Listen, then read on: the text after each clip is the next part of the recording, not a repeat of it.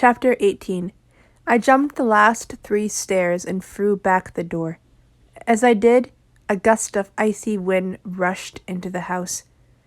The sun had finally fallen beyond the tall mountains, but even without the sun to let me know what the sky was doing, I could tell there was a storm brewing. It was the kind of storm that ripped through the world and left mayhem in its wake. Beatrice stood on the porch, her beautiful face illuminated from the light pouring out of the hallway. Her auburn hair moved with the wind. "Sorry for using your mother like that," she apologized as soon as the door was open. "Cell phone calls are too easily traced, and we are running out of time." Ellen's Beatrice face popped into my head, and I shivered. "It's okay." Another surge of wind billowed, and thunder boomed deafeningly around the mountains.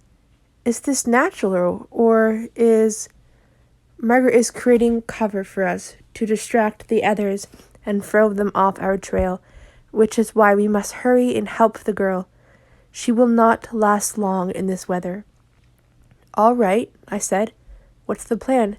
How can I help?" Beatrice smiled, although I could tell it was to calm me rather than from any sense of pleasure. In her eyes, I could see her worry. "You will go with Margaret." She gestured behind her, and I saw the others standing on the porch, blending effortlessly into the dark. "Jackson will take your friend. I gather she will refuse to be left behind?" I nodded in agreement. "Han and I will take your mother to Sam's. I'll join the search later."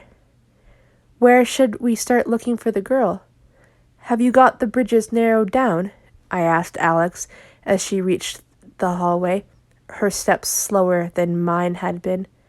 She looked at her map, her thoughts grateful I wasn't leaving her behind. "It has to be the right bridge where Purcell Creek merges with the river. It's the closest bridge to Amanda's house. If I remember correctly, it's a pretty spot. Dad and I go there to fish sometimes." "Do you know how to get there?" I asked the group on the porch. Jackson stepped forward and held out his hand. Alex handed him the map. He glanced at it and said, "Point it out." After a second of consideration, she pointed to a spot. "Okay, I've got it," he added. "Once Han and I get your mother to safety, I'll look for Daniel's trail," Beatrice said. "It might give us a clue as to what happened. Please be safe out there. If anything remotely strange happens, get out of there and contact us. I don't want you to go missing as well." Jackson put his hand on Beatrice's shoulder. "We'll be fine. Margaret's meaner than all of us put together, and I can take care of myself." Margaret almost smiled at him. Beatrice took a deep, calming breath. I knew it wouldn't be enough to lessen her worry. Her worry was a mother's fear for her child. Ellen bounded down the stairs, fully dressed and pushing her hair back into a ponytail. She looked at the group, slightly uncomfortable. She was used to running from watchers, not trusting them. Walking down the steps instead of running away took a lot of willpower. Trust in my judgment was the only thing that kept her calm. "You have to go with Han and Beatrice, Mum. They are going to take you to Sam's and make sure nothing happens to you," I told her. Ellen bit her lip as she nodded. Han held the screen door for her with a kind smile lighting his face. Looking into his eyes, her fear dropped a couple of degrees. "Be careful," she said, turning back to me. I knew she wanted to tell me a million things, like not to go, or to let the others take all the risks. She knew me better than that. She knew I would do what was right. To be careful was a reminder that I was still human. "I will." I touched her face. "We should go," Beatrice said. Ellen, Beatrice, and Han got in a red car and disappeared down the street. I squared my shoulders when they were gone, preparing for what lay ahead. Jackson noticed and grinned mockingly. He thought I looked silly trying to be tough, and that my darkness was nothing compared to theirs. I rolled my eyes at him. "Come on," Jackson said. "We are wasting time." He headed to the curb where their black motorcycles were parked. Margaret threw me a helmet off the back of her bike. I caught it and tried to act cool about our means of transportation, though I was scared out of my mind, particularly with Margaret driving. Jackson handed Alex his helmet and waited for her to climb on behind him. I was intimidated to do the same with Margaret. She looked at me and told me with her eyes to hurry. Margaret's motorcycle roared to life as soon as I was on the back. I gripped her lightly so she wouldn't hit me, her hold true to her promise of breaking every bone in my body. My grip tightened as she swung us around the cul-de-sac and followed Jackson down the road. Alex yelped at the speed and put her head against Jackson's back so she wouldn't have to look at the road. My reaction was quite different. As Margaret blew through stop signs and otherwise ignored most traffic laws, I felt exhilaration. I liked the wild ride. I liked the freedom of the wind and the possible danger of falling off. I could understand Margaret's attraction to the motorcycle. It was liberating. It was fun. I didn't want the ride to end. What should have taken us 20 minutes was accomplished in a few short minutes as the trees flashed past us on the dark road. The dim moon was just starting to brighten the dark horizon, only to slowly become obscured by the clouds boiling rapidly across our valley. The slow march counted down the time we had left to utter disaster. At the proper road, Jackson made a sharp turn to the left, Margaret close behind. Dirt flew up, choking me as we raced down the winding road. A tall bridge dwarfed the dirt road, and I felt a sense of déjà vu. This was the spot. Margaret pulled up next to Jackson, and they both cut their engines. The sound of the dark water and the chirping of crickets were the loudest things in the night against the rushing water. I got off the motorcycle and looked to the water's edge for any sign of Amanda. Alex clambered off Jackson's bike as well and immediately fell to the ground. Retching horribly, she heaved and threw up. Jackson waved me away, reaching down to touch Alex's shoulder. "It's probably motion sickness. I'll take care of her. Go find that girl." I ignored Jackson and started towards my friend, my sister. She caught my eye and waved me away. Her eyes told me she was fine, that we were wasting time. I hesitated, then decided Alex knew her body better than I did. She would tell me if it was serious. Hating that I was leaving her, I started searching in earnest for Amanda. Margaret went one way along the riverbank, and I went the other. As I searched near the eerily silent water, I got a sinking sensation we were too late. I had failed. Not only I had let Amanda down, but we were wasting time looking for her when we could be rescuing Daniel. I walked the edge of the river, trying to temper the panicked thoughts, and called Amanda's name repeatedly. The others had faded from view when I heard Amanda's voice in my head. "This is it. He hasn't even bothered to look for me. No one cares whether I live or die, so why not just die? I'm sorry, God. I'm sorry." "Amanda!" I yelled. I didn't know where the thought was coming from, but she was seconds from doing something desperate. There wasn't an answer to my call, only a dim flash of white from the top of the bridge. Seconds after I saw the flicker of light, I heard a splash in the sluggish water. I was running toward the water before I could register what had happened. I dove into the river without thought, the icy water instantly chilling me to the bone. I swam as fast as I could toward the ripples of her wake, feeling I wasn't moving at all against the current. I treaded water for a second over where she had landed to get my bearings. I didn't see a body rise to the surface of the dark water, nor was the water carrying her downstream.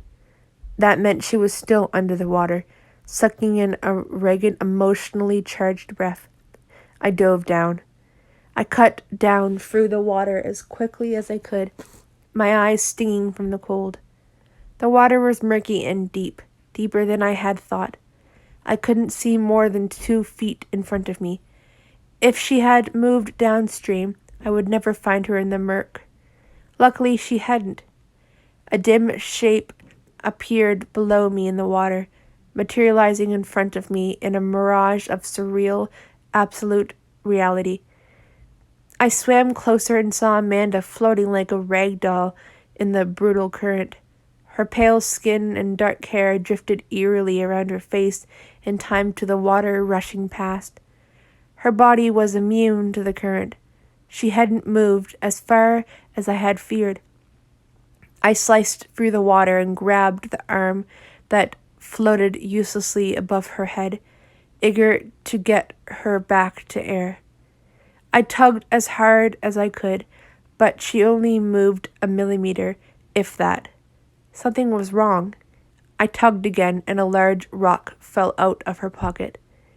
Air bubbles surged out of my mouth as a string of expletives escaped me. She had filled her coat pockets with rocks. She had made sure she wouldn't rise to surface and accidentally survive. I dropped her arm and muscled my way down to the bottom. Every inch was a struggle against simply leaving her to the watery depths of this hellhole, so that I wouldn't join her in death. I worked at her coat, struggling with the heavy wool fabric.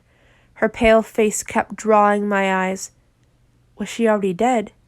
Was I rescuing someone who didn't want to be saved? Would it even matter if I managed to get the jacket off? It did matter. It mattered to me.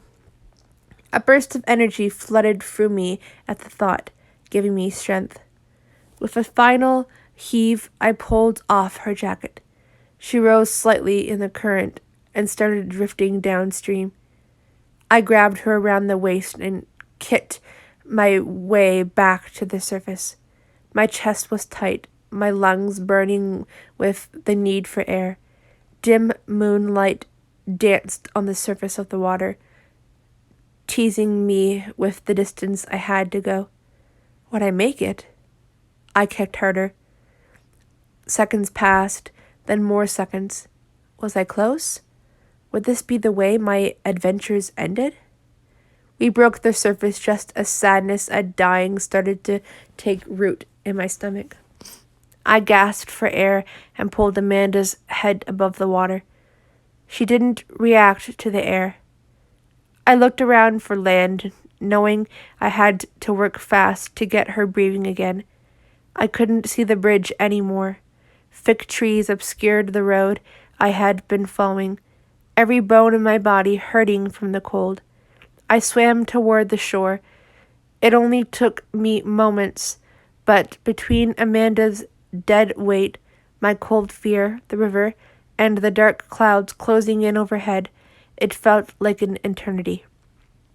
Heaving with the effort, I grabbed hold of the low, thick turf and muscled my way onto shore. I dragged Amanda onto the bank beside me, knowing I only had moments if I wanted to save her.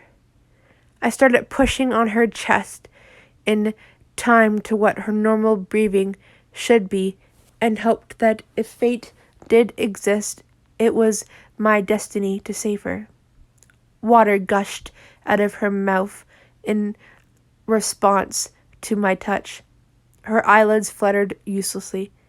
After what seemed like a gallon of water poured out, she started to cough. Her body convulsed with each cough. She coughed up more water, then fell silent.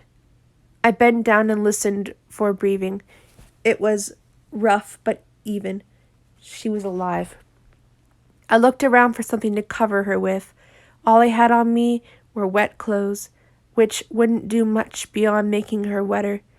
I cursed my lack of foresight.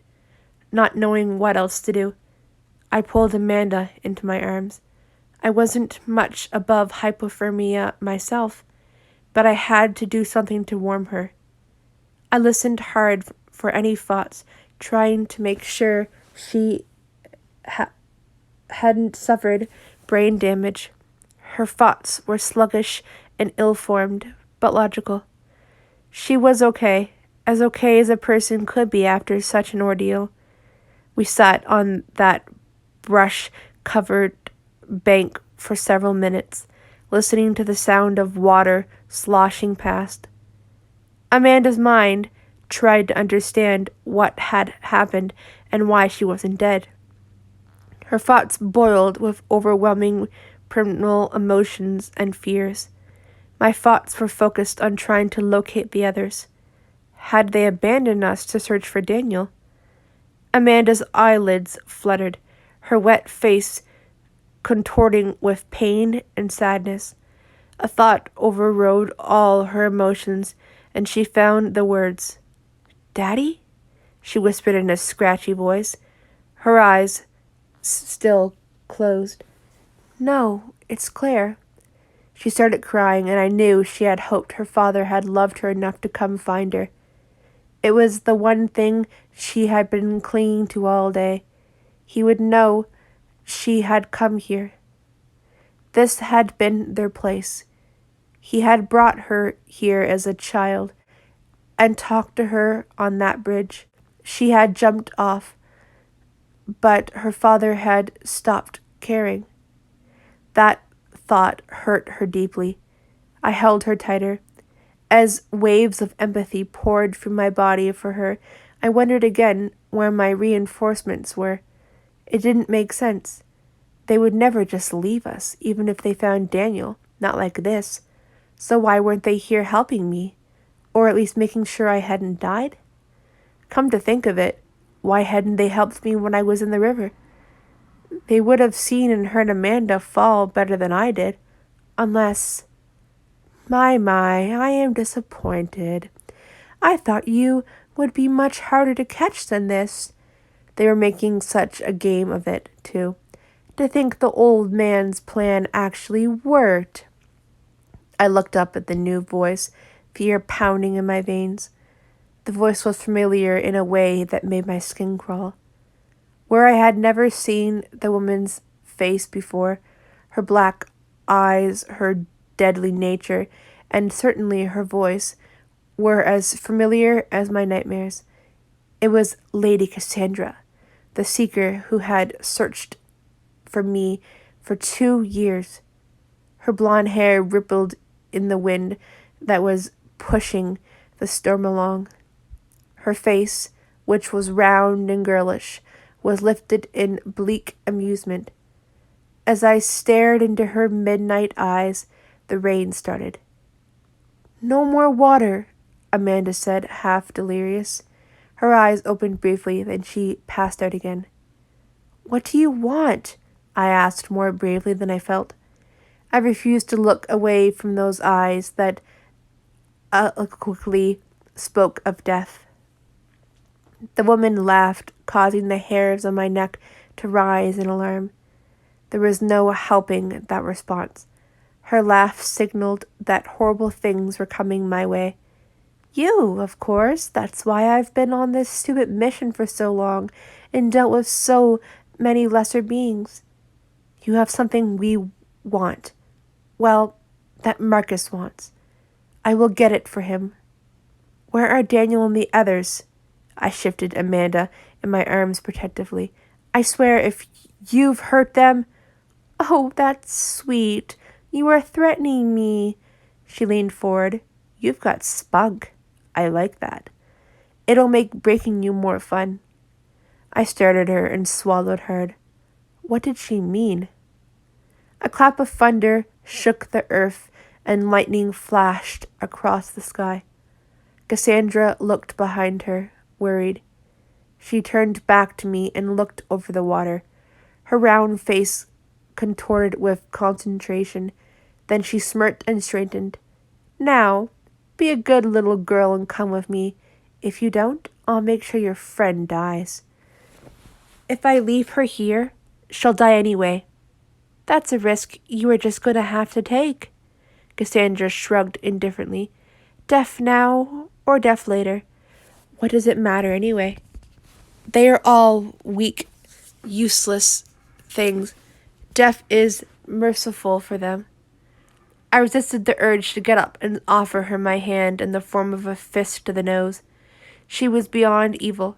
What kind of creature could kill, not because they needed food to survive, but because they simply wanted to? Because they craved the destruction inherent in taking a life?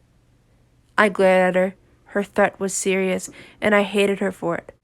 She wouldn't think twice about killing Amanda, or Alex, or any of my new family. I sucked in a breath for courage, knowing what my choice was. I slipped my arm from around Amanda and laid her back down.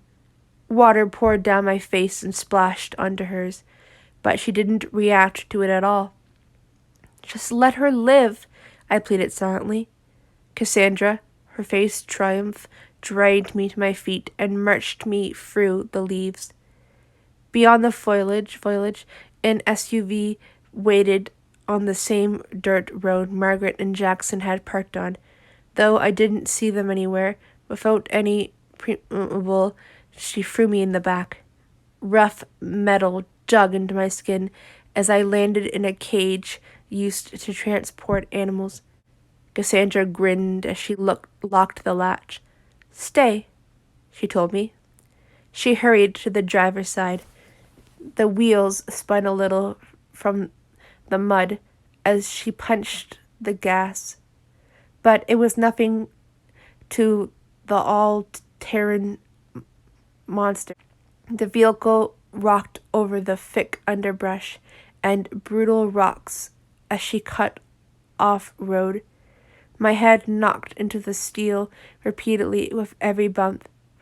I held on and tried to guess where I was going and what was waiting for me. I didn't try to come up with an escape plan.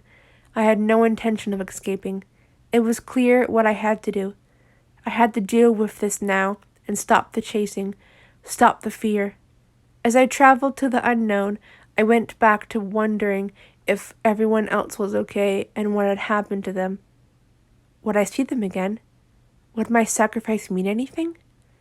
After minutes of nothing but fear for company, my captor slammed on her brakes, throwing me forward. I cursed and crawled to my knees again to look out. We had arrived at a small concrete structure surrounded by thick pine trees. The structure was completely covered by dead vines and dark mold, but it was impressive in the fear it instilled in me. Cassandra came around the SUV and unlocked my cage. Without giving me time to get out, she grabbed me in a harsh grip, her nails digging into my arm, and pushed me toward the only entrance, a rusted metal door. Stumbling over unseen roots and dead leaves, I walked to the door, resisting the urge to turn and say something sarcastic. I was sure it would only get me killed faster. I put my hand on the rusty handle and pulled, controlling my trembling with effort. It was raining harder now, the full brunt of Margaret's fury unleashed to the world. I couldn't see more than a foot in front of me, but the entrance to the structure was even darker, a black hole in the night. As I stepped past the metal door, I felt as if the earth was swallowing me. Cassandra pointed at a barely perceptible set of stairs that swirled downward. Be careful, she said. We wouldn't want you to snap your pretty little neck. She shut the door in my face with a hard slam. I listened for a moment, then heard her pacing in front of the door. I sighed in relief. She wouldn't have to guard the door if she had killed the others. But if she stayed out there, who was I supposed to see? The brown-haired seeker? That didn't feel right. From the meeting I had overheard, Cassandra was in control. She had seniority, she had the power, and more importantly, she somehow had absolute control over the Night Stalkers. Had someone else been pulling the strings? Was it Marcus? I hugged my arms to my chest as I thought about it. Not only was it darker than night in this place, but it was colder. I couldn't tell if it was a natural result of the structure being exposed to the elements or if it had air conditioning, but it had the dramatic effect of being extremely unnerving. I imagined it was what a crypt felt like. I hoped I would never find out if I was right. Pushing aside my fear, I stepped towards the stairway. There was no turning back. Cassandra would just force me to do what she wanted. I didn't turn back for another reason. The part of me, the part that knew Daniel, knew he was here. I could feel him. The same beating in my chest I had felt for Susan was intensified by 1,000. It was so intense I shook. He was here, and he was alive. At the bottom stair, I paused in surprise. Far from being a dim cave or a gloomy morgue, the room was elegant and classic. A chandelier decorated every square inch of the floor. Large tapestries hung from walls which stretched back a lot further than what the upstairs had led me to believe. And standing in the middle of this opulent room, playing with an old-fashioned, evil-looking sword, was someone I hadn't been expecting.